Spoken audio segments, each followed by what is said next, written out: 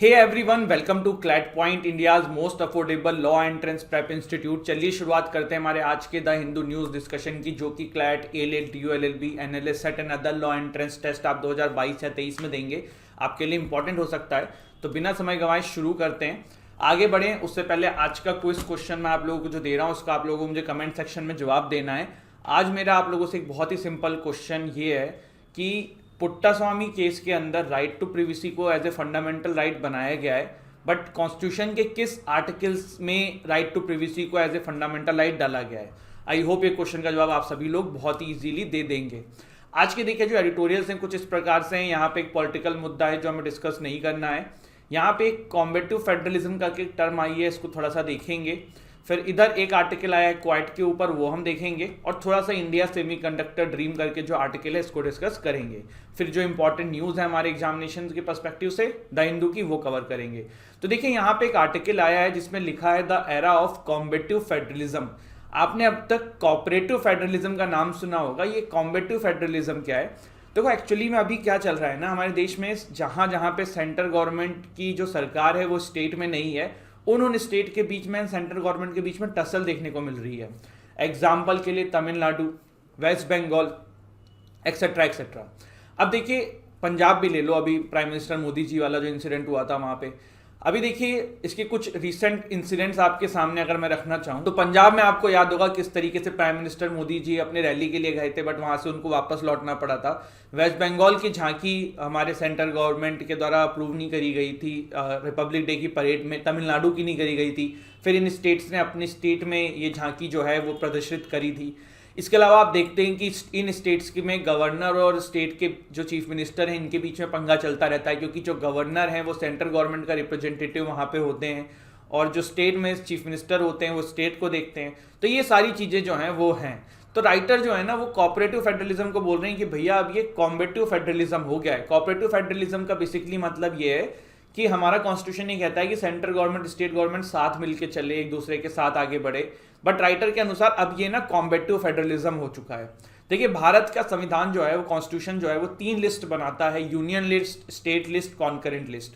Union list के अंदर सारी पावर्स इन मामलों में सरकार के पास होती है, सेंट्रल गवर्नमेंट के पास होती है कानून बनाने की। स्टेट लिस्ट में जो मुद्दे लिखे हुए हैं इन मुद्दों के अंदर पावर जो है वो स्टेट गवर्नमेंट के पास होती है। कॉन्करेंट लिस्ट में स्टेट एंड सेंटर दोनों के पास होती है। देखिए जैसे कि पुलिस होता है वो हर स्टेट के कंट्रोल में होता है, और इसी के चलते हुए काफ़ी सारे प्रॉब्लम्स आपको देखने को मिलते हैं। जैसे कि वेस्ट बंगाल में जब नड्डा जी जो हैं वो रैली पे गए थे, फिर वहाँ पे एक प्रॉब्लम हुई थी, फिर जो उस स्टेट के डीआईजी हैं उनको बुलाया जा रहा था, आईएएस को काफ़ी सारे लोगों को सेंट्रल गवर्नमेंट में बुलाया जा रहा था, फिर उन्होंने प्री रिटायरमेंट ले ली थी। आपको एक किस्सा याद आ रहा होगा।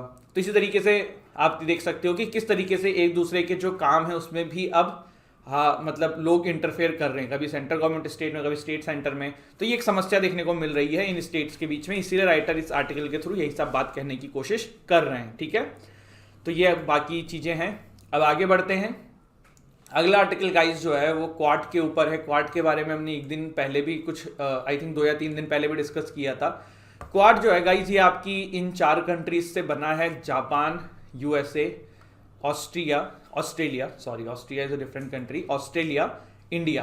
तो ये 4 कंट्री जो हैं ये इंडो पैसिफिक, ये जो इंडियन ओशन पैसिफिक ओशन है ना, इसको मिक्स को इंडो पैसिफिक कह देते हैं।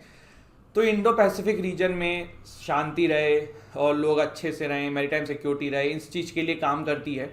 अब आ जाते हैं वापस से, अभी ये आर्टिकल क्या कह रहा है पहले ये देखते हैं, फिर थोड़ा सा क्वाड के बारे में जानेंगे। तो देखिए अभी यहाँ पे आर्टिकल के अंदर एक हेडिंग है, quad remains a group of friends who share many things but not a common enemy. ये आर्टिकल में सबसे ऊपर राइटर ने लिखी है। इसका मतलब क्या है गाइस? देखिए बेसिकली क्वाड में जो मेंबर्स हैं जैसे कि ऑस्ट्रेलिया हो गया, यूएस हो गया, इंडिया हो गया, जापान हो गया, ये लोगों का मेन मकसद ये है कि जो इंडो पैसिफिक रीजन है यहाँ पे शांति रखी जाए। तो चाइना तो इन सच 4 कंट्रीज का कॉमन एक काइंड ऑफ एनिमी है, बट इनके अलावा इन कंट्रीज के अपने अपने एनिमी है। जैसे कि यूएस यूक्रेन मुद्दे में पूरा का पूरा प्रो यूक्रेन सपोर्टिंग कर रहा है, बट इंडिया जो है वो ना यूक्रेन के पक्ष में बोल रहा है ना रशिया के पक्ष में बोल रहा है, काफ़ी डिप्लोमेटिक इंस्टेंस रख रहे हैं। और इवन हमने डिप्लोमेटिक में ये भी किया है कि हमने थोड़ा सा रशिया का ही फेवर किया है। देखो अभी बहुत सारी कंट्रीज जो हैं वो क्वाड की, जैसे ऑस्ट्रेलिया हो गया, जापान हो गया, यूएस हो गया, तो ये लोग कहीं ना कहीं ऐसी स्टेटमेंट दे चुके हैं कि यूक्रेन से जो उनके देश के नागरिक हों वो लौट आएँ। तो ये सिर्फ इसलिए नहीं है कि वहाँ पे वॉर हो जाएगा, ये एक इंटरनेशनल प्रेशर बनाने के लिए भी होता है कि सबको लगे कि हाँ भाई वहाँ पे कभी भी अटैक हो सकता है। लेकिन इंडिया ने इस तरीके की स्टेटमेंट नहीं दी है, क्योंकि हमें पता है कि रशिया हमारा फ्रेंड है, तो इस तरीके की चीज़ें वहाँ पे इंडियंस के साथ खराब नहीं करेगा। तो ये सारी चीज़ें जो हैं वो पॉलिटिक्स होती है। तो यही इस आर्टिकल के अंदर कहा जा रहा है कि क्वाड जो है ना वो बहुत अच्छे तरीके से आगे बढ़ रहा है, और इंडिया जो है इसमें इंडिपेंडेंटली आगे बढ़ रहा है। ऐसा नहीं है कि हम क्वाड के मेंबर हैं तो जो क्वाड कर रहा है वही कर रहे हैं, नहीं, हम बहुत मामलों में अपने डिसीजंस खुद ले रहे हैं और अलग ले रहे हैं। जैसे कि S-400 मिसाइल सिस्टम की बात करें तो यूएस ने कहा था कि कार्टसैक लगा देंगे भैया अगर S-400 मिसाइल सिस्टम आपने रशिया से लिया। उन्होंने टर्की पे किया भी, लेकिन यूएस ने इंडिया के साथ इस तरीके का बर्ताव नहीं किया, जबकि हमने रशिया से S-400 मिसाइल सिस्टम अपना खरीदा। तो ये है कि क्वाड के मेंबर्स को भी ये चीज़ पता है कि इंडिया जो है वो इंडिविजुअल चल रहा है और इससे उनको भी दिक्कत नहीं है। जैसे कि एक म्यांमार का भी एग्जांपल इस आर्टिकल के अंदर राइटर ने दिया है। देखो म्यांमार के अंदर मिलिट्री ने कूप कर रखा है, वहाँ की सरकार अभी नहीं है। तो जो ये वेस्टर्न कंट्रीज है ना, ये म्यांमार पर सेंक्शन लगाने की बात करती हैं, लेकिन इंडिया ने कभी म्यांमार में सेंक्शन लगाने को सपोर्ट नहीं किया। तब आप कहोगे कि सर क्या इंडिया फिर वहाँ पे मिलिट्री रूल को सपोर्ट कर रहा है? तो ऐसा नहीं है। देखो अगर आप इंडिया का मैप देखोगे, आज मैंने यहाँ पे डाला नहीं है, थोड़ा सोच के देखो, जस्ट बगल में हमारे म्यांमार है। मैंने आपको ये मसला पहले भी बताया था कि हमारे जो नॉर्थ ईस्टर्न एरियाज में जो इंसर्जेंसीज होती है, तो जो ये इंसर्जेंट्स होते हैं ये वहाँ पे नुकसान पहुँचा के म्यांमार भाग जाते थे। फिर क्या हुआ, हमें वहाँ की मिलिट्री का सपोर्ट मिलने लगा, जिससे कि हम उन इंसर्जेंट्स को पकड़ पाते हैं, हमारी आर्मी पकड़ पाती है। तो इंडिया के लिए म्यांमार जो है एक बहुत इंपॉर्टेंट पोजीशन होल्ड करता है। अब अगर हम वहाँ पे मिलिट्री कूप को लेकर वहाँ पे जो भी अभी सरकार है उससे पंखा ले लेंगे तो हमारा यहाँ पे नुकसान हो जाएगा, और वहाँ की आर्मी हमें काफ़ी सपोर्ट करती है। तो इंडिया का हमेशा इस पर इंस्टेंस ये रहा है कि हाँ हम डेमोक्रेटिकली चीज़ों को वहाँ पे सपोर्ट करते हैं, डेमोक्रेसी आए, लेकिन इंडिया ने कभी सैंक्शन लगाने की तरफ म्यांमार के ऊपर कभी इस तरीके की स्टेटमेंट नहीं दी है। अब बात करते हैं क्वाड के बारे में। देखो 2007 में Japanese prime minister Shinzo Abe साहब थे, ये उनका ब्रेन चाइल्ड था। उसके बाद इसमें ऑस्ट्रेलिया, आपका जापान, इंडिया और यूएस, चारों कंट्रीज के मिला के इसको बनाया गया। 2017 तक जो है क्वाड ठंडे बस्ते में था। 2017 में एशियन समिट जब हुई थी मनीला के अंदर, वहाँ पे ये चारों क्वाड मेंबर्स मिले थे। उस समय इंडो पैसिफिक रीजन में चाइना जो है काफ़ी ज़्यादा उत्पात मचा रहा था। तो इन चारों कंट्रीज ने मिलकर कहा कि भैया इसको टैकल करने के लिए हमें एक साथ आना होगा, और ये चारों किया क्वाड को। क्वाड फिर से आगे बढ़ के आया। इसको बहुत सारे कंट्रीज ने एशियन नाटो बोल दिया और न्यू कोल्ड वॉर भी बता दिया चाइना के अगेंस्ट में। 4 कंट्रीज जो इसमें है, इंडिया, जापान, यूएसए एंड आपका खुद इटसेल्फ ऑस्ट्रेलिया। पहले देखो एक्सरसाइज होती थी मालाबार एक्सरसाइज, ये ट्राइलेटरल एक्सरसाइज होती थी इंडिया, जापान एंड यूएसए के बीच में, लेकिन अब यहाँ पे ऑस्ट्रेलिया भी आ गया है इस साल से। देखो जब भी आप एक्सरसाइजेस के नाम याद करते हो ना, जैसे मालाबार एक्सरसाइज हो गया, ऑसी इंडेक्स हो गया, तो सिर्फ एक्सरसाइज मत ध्यान रखा करो, ये भी ध्यान रखो कि वहाँ की आर्मी करती है कि वहाँ की नेवी करती है या एयरफोर्स करती है, क्योंकि ऐसे भी क्वेश्चन आते हैं, आप कंफ्यूज हो जाते हो। तो मालाबार एक्सरसाइज जो है ना वो इन चारों कंट्रीज की नेवी करती है, और नेवी से ही वाली एक्सरसाइज क्यों करी इन चारों कंट्रीज ने, क्योंकि चाइना जो है वो इंडो पैसिफिक रीजन, जो समुद्र का एरिया है, मैरीटाइम एरिया है, वहां पे प्रॉब्लम कर रहा है। तो ये काइंड ऑफ एक सिंबॉलिक उनको दिखाया जा रहा है कि भैया तुम कुछ करोगे कल को ना तो हम चारों कंट्रीज की नेवी मिलकर तुम पे भारी पड़ जाएगी। तो ये बात होती है।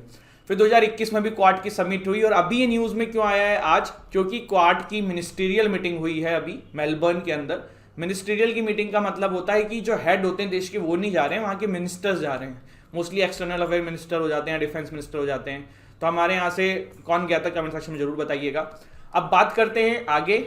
अगर आप लोग क्लैट की तैयारी कर रहे हैं, अभी टाइम भी बढ़ गया है, तो हमारा क्लैट का क्रैश कोर्स चल रहा है। क्लैट 2023 की जो तैयारी कर रहे हैं, जिसका पेपर दिसंबर 2022 में है इस बार, उसके लिए ईयर लॉन्ग बैच चल रहा है। क्लैट के मॉक्स आप हमसे ले सकते हैं, एलेट के मॉक्स आप हमसे ले सकते हैं। अगर आप एनएलएस की तैयारी कर रहे हैं तो एनएलएस का 2022-2023 दोनों का कोर्स चल रहा है। एनएलएस के आप मॉक भी हमसे परचेस कर सकते हैं, जहाँ पे डेली आंसर राइटिंग प्रैक्टिस आपकी कराई जाती है, और अगर आप इन कोर्सेज में इनरोल करते हैं तो ये मॉक टेस्ट आपके लिए फ्री है। क्लैट पीजी की जो तैयारी कर रहे हैं बच्चे, उनके लिए क्रैश कोर्स है क्लैट पीजी 2022 के लिए। क्लैट पीजी 2023 के लिए ईयर लॉन्ग बैच चल रहा है, एंड क्लैट पीजी के मॉक टेस्ट भी आप हमसे ले सकते हैं। अब आगे बढ़ते हैं अगले आर्टिकल की तरफ। इन कोर्सेज में लेने के लिए करना क्या है, सब्सक्रिप्शन अगर आपको लेना है हमारे कोर्सेज का, आपको डिस्क्रिप्शन में जाके हमारी ऐप डाउनलोड करनी है। ऐप में जाके स्टोर सेक्शन में आप जिस भी कोर्स में इनरोल करना चाहें अपने आप को इनरोल करके सब्सक्रिप्शन ले सकते हैं, और फिर उसके बाद आप उस कोर्स को एक्सेस करेंगे टिल योर एग्जाम।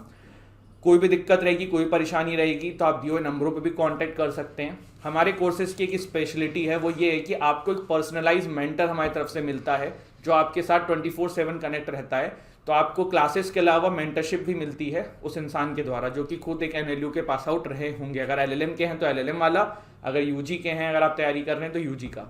इसके बाद इंडिया सेमीकंडक्टर ड्रीम करके जो आर्टिकल है, क्या है देखो, अभी पूरे विश्व में सेमीकंडक्टर का जो रिलेवेंस है ना बहुत ज़्यादा है। हर छोटी चीज़ आप जितनी भी अपने आसपास इलेक्ट्रॉनिक्स देखते हो, मोबाइल से लेके कोई भी बड़ी चीज़, सब में सेमीकंडक्टर लगता है। भारत देखो सेमीकंडक्टर के लिए पूरे वर्ल्ड के अलग अलग कंट्रीज़ पे डिपेंड रहता है, जिसकी वजह से कोविड में हमें समस्या भी झेलनी पड़ी। तो भारत जो है वो चाहता है कि सेमीकंडक्टर इंडिया में बने, और उसी से रिलेटेड ये आर्टिकल आया है। और उसी के लिए भारत ने 76,000 करोड़ रुपए जो हैं वो सेमीकंडक्टर मेकर्स के लिए पुश किए हैं, कैबिनेट ने अप्रूव किए हैं। अब इसमें क्या होता है, इसमें उनको काफ़ी ज़्यादा सब्सिडी दे दी जाती है और इस तरीके की चीज़ें होती है। विश्व में सबसे ज़्यादा US देखिए 47% एक्सपोर्ट करता है चिप, जो पूरे विश्व में अगर आप देखें। चाइना 5% पे है, EU 10% पे है, जापान 10% पे। पहले जापान ज़्यादा होता था बट अब जापान कम हो गया है, और साउथ कोरिया आपका जो है वो आगे निकल चुका है 20% पे। ताइवान भी किसी से पीछे नहीं है, 7% पे वो भी हैं। तो उसी से रिलेटेड न्यूज़ भी है कि भारत सरकार ने जो है वो 76,000 करोड़ रुपीज़ जो हैं वो अलाउ किए हैं इस चीज़ के लिए। आप यहाँ पे देखिए, Sri Lanka navy arrest 12 Tamil Nadu fisherman, फिर से ये देखने को मिला है। अब इसको देख लेते हैं। यहाँ पे थोड़ा सा IPL के बारे में जान लो, अगर बाय द वे क्वेश्चन आ जाए तो। इस बार IPL में सबसे महंगे खिलाड़ी जो हैं वो ईशान किशन बिके हैं मुंबई इंडियंस में, और सेकंड नंबर पे हैं अगर आप फॉरेन प्लेयर की बात करोगे तो लिविंगस्टन। ठीक है, ये बात ध्यान रखिएगा। फॉरेन प्लेयर में सबसे महंगे हैं लिविंगस्टन, और इंडियन प्लेयर में सबसे महंगे हैं आपके ईशान किशन। सेकंड नंबर पे इंडियन सबसे महंगे खिलाड़ी जो हैं वो दीपक चाहर हैं। ऑल तो इतना नहीं आता है, लेकिन महंगा सबसे पूछा जा सकता है जो 1 डे एग्जाम टाइप के, जैसे क्लैट में तो मैं नहीं कहूँगा जो पैराग्राफ वाले क्वेश्चन आते हैं, बट जैसे आप MSCT या इस तरीके के लॉ एग्जाम्स अटेम्प्ट करते हैं तो वहाँ पे ऐसा आ सकता है कि सबसे महंगा खिलाड़ी IPL में कौन है। तो उसमें आप ध्यान रखिएगा कि आपको नाम लिखना है ईशान किशन का। ठीक है, एक बड़ी दुर्भाग्यपूर्ण बात भी है, मेरे बहुत फेवरेट प्लेयर हैं सुरेश रैना भाई, उनको किसी ने खरीदा नहीं। ऑल दो एग्जाम, ये हमारे न्यूज़ के लिए इंपॉर्टेंट नहीं है, बस इमोशन बह गया मेरा। चलिए, इंडिया श्रीलंका फिशरमैन इशू, ये क्या है देखिए, ये है इंडिया, ये है श्रीलंका और ये है पाक बे। मामला क्या है ना, भारत के जो आपके मछुआरे हैं वो ये जो इंटरनेशनल मैरीटाइम बाउंड्री है ना, ये क्रॉस कर देते हैं। अब आप कहोगे कि सर भैया ऐसा क्यों कर रहे हैं, आप अपनी बाउंड्री के अंदर करो ना, आप क्यों इतना रिस्क लेके अपनी जान के वहां जा रहे हो। तो प्रॉब्लम क्या है ना, जो हमारे बाउंड्री के अंदर का एरिया है ना, एक तो ऑलरेडी हमारे जो मछुआरे हैं उन्होंने काफ़ी ज़्यादा वहाँ से रिसोर्स निकाल लिया है।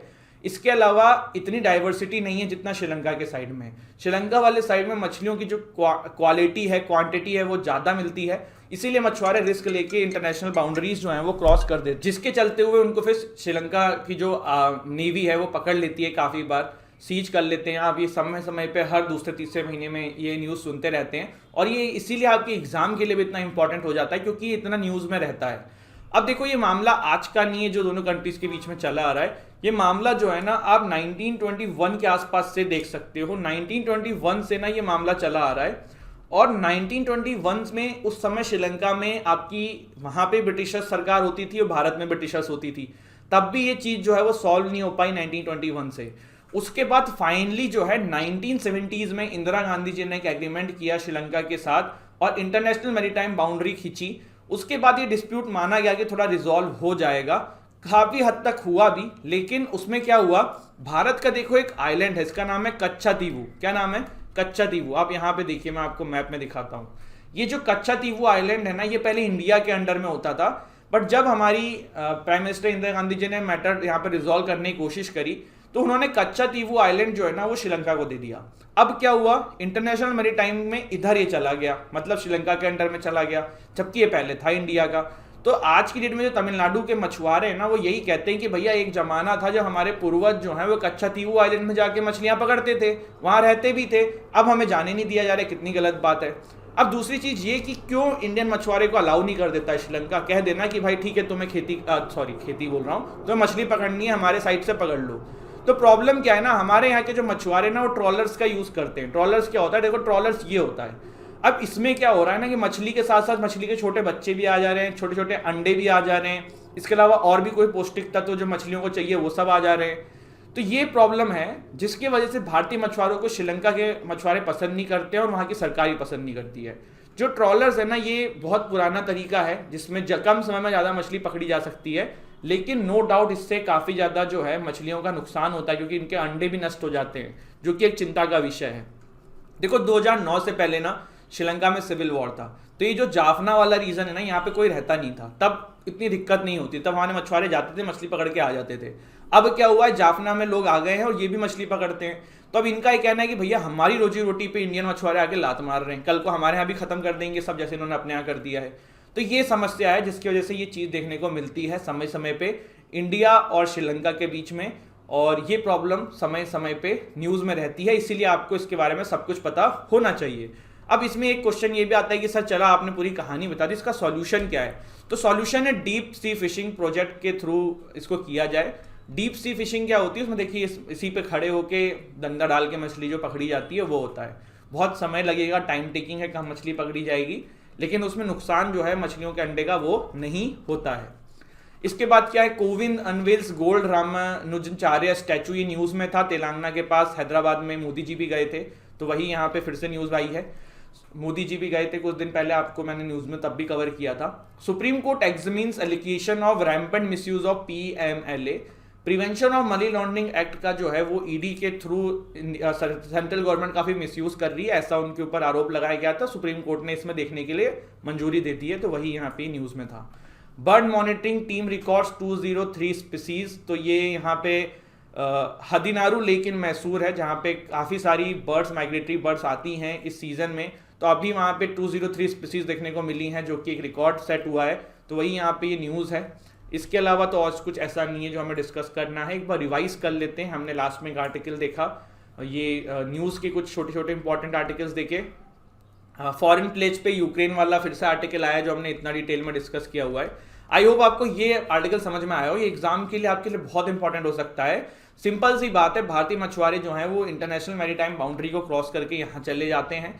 मामला क्या है, एक अच्छातीवू आइलैंड, ये नाम ध्यान रखना इस आइलैंड का, 1970s के बाद भारतीय सरकार ने ये दे दिया था श्रीलंका को। सरकार कौन थी जिसने मामला सॉर्ट आउट करने की कोशिश करी थी? इंदिरा गांधी जी की। मैटर तो 1921 से चला आ रहा है, पर आज भी यहाँ पे प्रॉब्लम देखने को मिल रही है। क्यों दिखती? जो कि हमारे मछुआरे ट्रॉलर्स से मछली पकड़ते हैं, जो कि श्रीलंकन्स को पसंद नहीं आ रही है। इसके बाद IPL की मैंने आपको कुछ खबरें बताई हैं। Ishan Kishan is the highest bid player जो बिके हैं। सेकंड नंबर पे दीपक चाहर है, और इंटरनेशनल लेवल पे सबसे ज़्यादा जो है लियम लिविंगस्टन है, जो कि किंग्स 11 पंजाब ने खरीदे हैं। ईशान किशन को मुंबई इंडियंस ने खरीदा था। फिर यहाँ पे हमने देखा सेमीकंडक्टर वाला एक आर्टिकल। इसके अलावा आप हमारे कोर्सेज में चाहें तो इनरोल कर सकते हैं। हमने क्वाड के बारे में जाना, क्वाड कैसे वर्क करता है ये देखा। ये कॉम्बेटिव फेडरलिज्म क्यों कह दिया भैया, हमने ये देखा। आज का मैंने आपको क्विज क्वेश्चन भी दिया है कि राइट टू प्रिवेसी जो है वो कौन से आर्टिकल के अंदर यहाँ पे कोर्ट ने दिखाया है, बताया है। तो thank you so much guys, हंसते रहिए, मुस्कुराते रहिए, पढ़ाई करते रहिए। कोई भी दिक्कत हो, कोई बात हो, कमेंट सेक्शन में जरूर बताइएगा। एंड आप लोगों के लिए आज से 1-2 दिन के अंदर एक सेशन लेके आने वाला हूँ मैं, पिछले 1-1.5-2 साल के जो इंपॉर्टेंट केसेस रहे हैं कोर्ट के, तो वो भी हम देखेंगे। तो फिर उसको भी जल्दी ला के आपके सामने रखता हूँ मैं, है ना। चलिए फिर पढ़ाई करिए। Thank you so much. जय हिंद, जय भारत।